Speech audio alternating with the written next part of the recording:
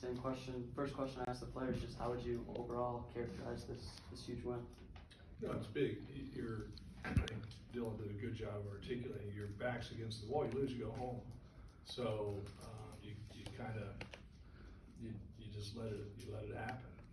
And I love the aggressiveness. And back to him. I mean, both of them actually. Here's two guys. Dylan hasn't played a lot.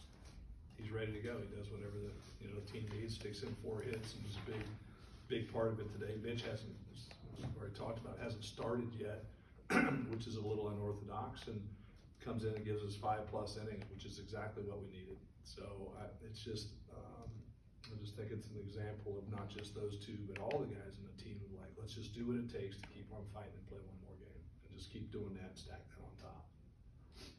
Yeah, so, I mean, obviously Mitch got the start today, did that in high school, hasn't done it all for you guys. Was that something that you floated at all early in the year, or was that just tournament? Well, I mean, we talked about it. It's just,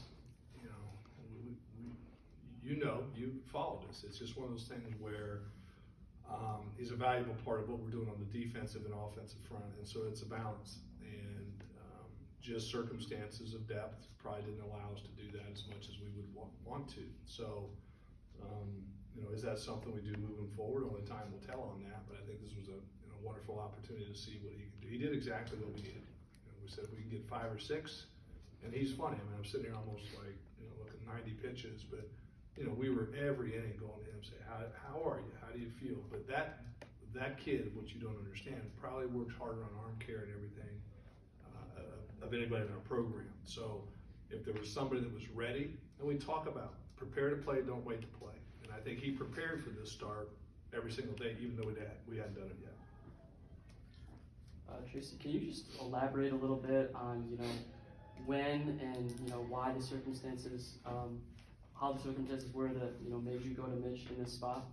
Well, I mean, we've been, Chase Allen, our Saturday guy, has been out for umpteen weeks, and we've said this before, we're not going to get him back by the end of the season. The way that I manage is, okay, how am I going to feel when I go to sleep that night? And I just knew, and you get a sense of it just talking to him, I just knew that regardless of the outcome, win, lose, whatever, that I was going to feel great, that we are going to give the baseball to one of our most competitive guys in the team. And the result was in our favor today, but even if it wasn't, I was going to sleep really comfortably tonight, knowing that was our best chance. So that's really as simple as it was.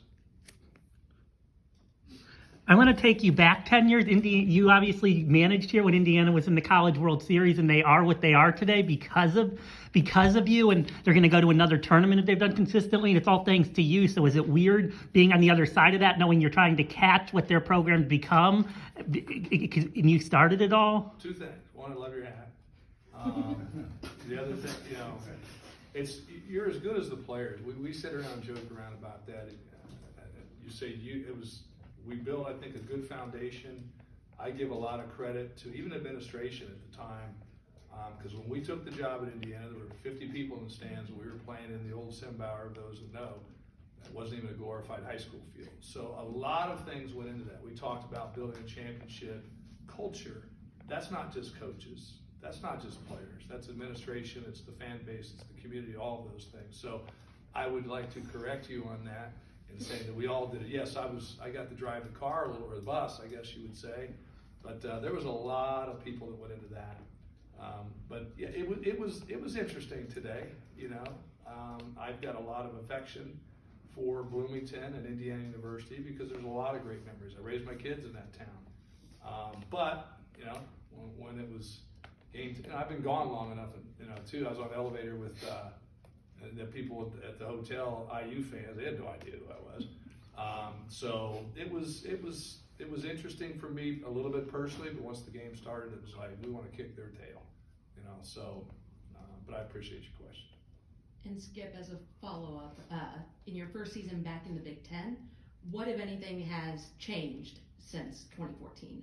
Well, I think kind of following a little bit, I mean, when, Michigan, I think, was a little ahead of the curve. And, even if I'm being truthful, even Ohio State and the investments that schools were making in their programs. Those were probably the two.